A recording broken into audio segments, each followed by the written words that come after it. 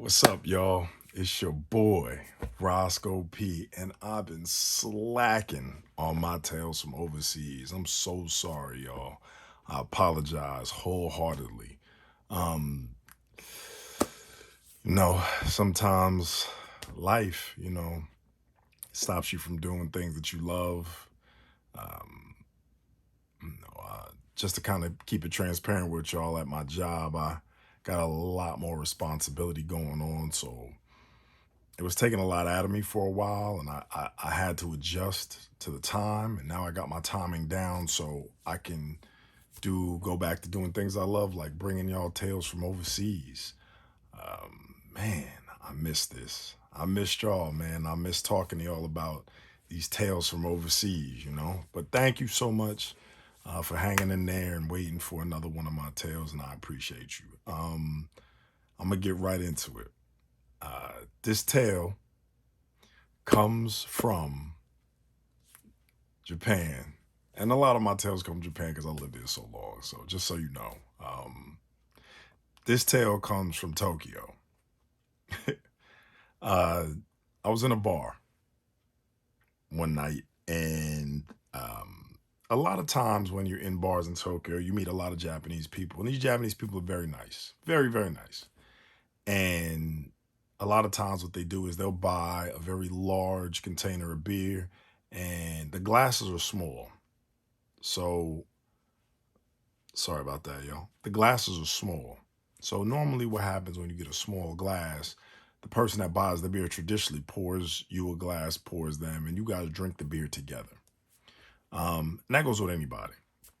Um, and a lot of times when you meet people that aren't Japan, they call them gaijin, foreigners, uh, they tend to do the same thing to emulate Japanese culture. So one night, I'm in this bar and I'm chilling. I just went there. It was a kind of it wasn't a real ritzy bar. A lot of the times when you go to Japan, you'll see these little mom and pop bars or izakais as they call them, which are like it's like tapas. They serve finger foods and large beers, and groups of people normally go, but they have like a bar area you could go and sit at, and. So I'm there, just having a drink before I go home, and uh, a guy from the United States comes in. And the one thing about meeting people that are from the United States, when you're in another country, is you gravitate towards each other, or a person that looks Western, somebody that doesn't look Japanese, you gravitate towards them because you're like, oh, what are you doing here? Oh, what are you doing here? So I'm sitting there having a beer by myself. And the guy sees me and he sits next to me. And I'm like, okay. And it's since it's Japan, normally I'm a little standoffish, like, why are you sitting next to me with all these empty bar stools next to me? Like, take a seat back. It's kind of like for a dude just like peeing in the urinal, you like there's empty bar seats. You're not gonna stand next to me in the urinal. You go take the next urinal, unless there's no choice. But this guy sits next to me and I understand. It's. And he and I start having a conversation. Older dude, maybe like in his 40s or 50s. I think he was in his like 50s. And he taught English at like a language school.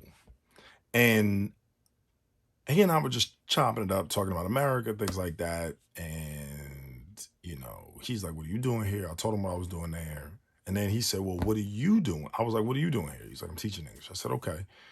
And he he proceeds to tell me all this stuff. And he's like, man, I'm here because, they don't know English, and he's making it seem like it's a bad thing. And I'm like, all right, well, we are in Japan, like we should be speaking their language.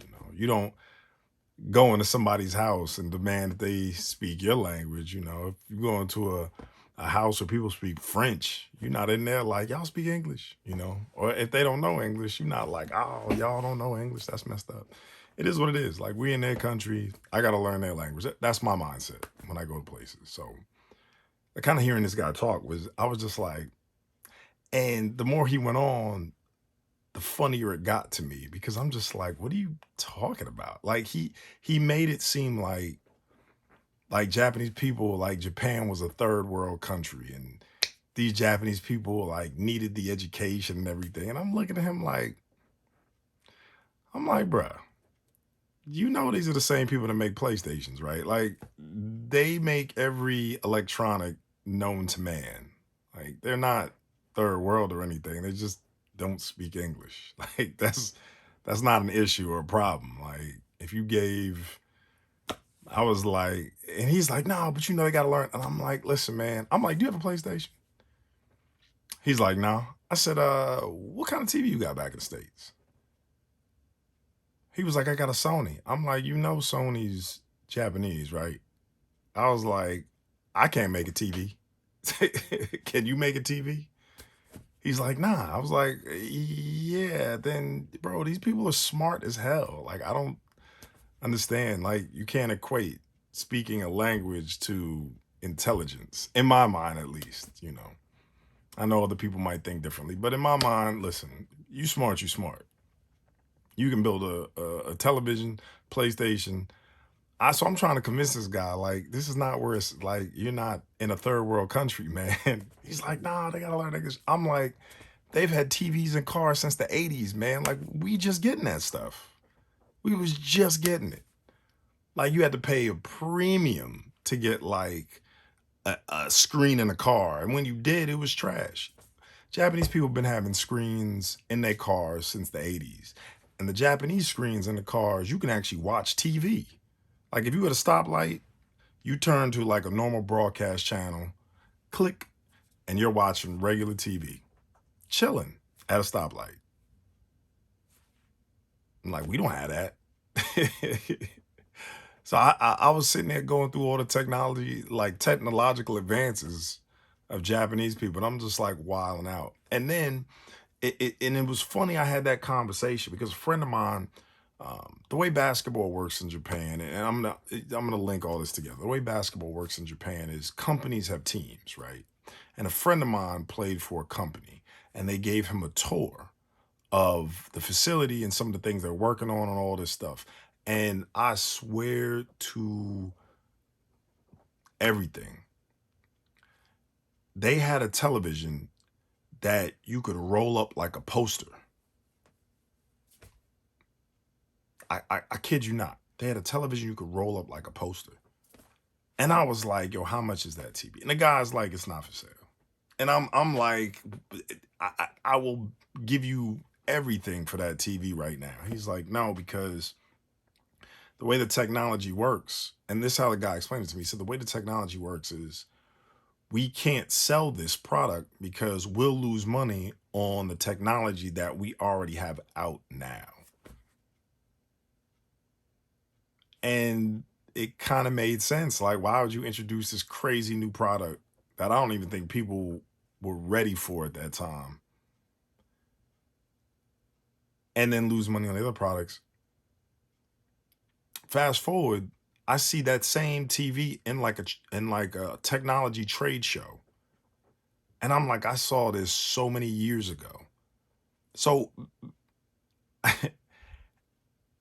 as I saw that TV and I'm like begging the guy to take it, I'm laughing because I'm just like, I was just sitting at a bar with a dude who thought this was a third world country, right? Like, I mean, it doesn't get any crazier than that. I'm still laughing at it because the way this dude made it seem like it was like, man, they can't speak English. We gotta save them. And I'm like, bruh, it's not, no, no, no. We don't have to save them. They're all right. We might have to teach them English, and that's okay because they want to learn English, and that's cool. But we not teaching them nothing else but that at this point. Like that guy directly was just teaching them English. He wasn't teaching them engineering, nothing. He was teaching them straight English. And it's just funny how people's mind think like, oh, if they can't do something, then they're, they don't know. But nah, man. Nah, definitely not a third world country. Definitely not. I mean, I still laugh at that, man, when that guy said that to me. That's the craziest thing I think I've ever heard. The craziest thing. I mean, I was hitting him with everything. I was like, man, the trains is on time. I was like, yo, they got doors that close automatically when you get into a taxi cab. I was like, the subways is clean. Eh, Like, they got everything. They got everything you need, you know? I don't know what he was talking about. But hey, teach his own, I guess, man. If you want to go there and feel like you're in a third world country, I I want to see what part of America he was from. Because if that was a third world country, he must be living like the damn Jetsons or something. I don't know. It's a futuristic family, man, where stuff is just fire. Anyway, y'all, it's your boy Roscoe P. And that was another one of my tales from overseas. And you know what?